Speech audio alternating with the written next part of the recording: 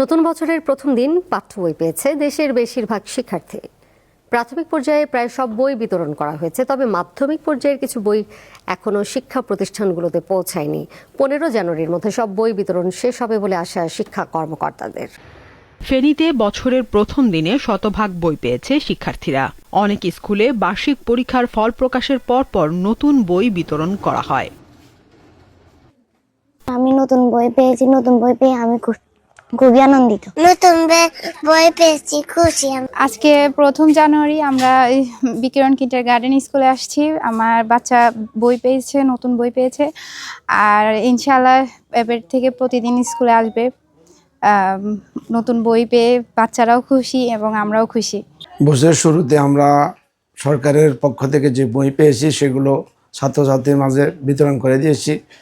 বই পেয়ে সব ছাত্রছাত্রী উৎফুল্ল এবং আনন্দিত হয়েছে এবং আমাদের শ্রেণী কার্যক্রম খুব দ্রুত শুরু হবে।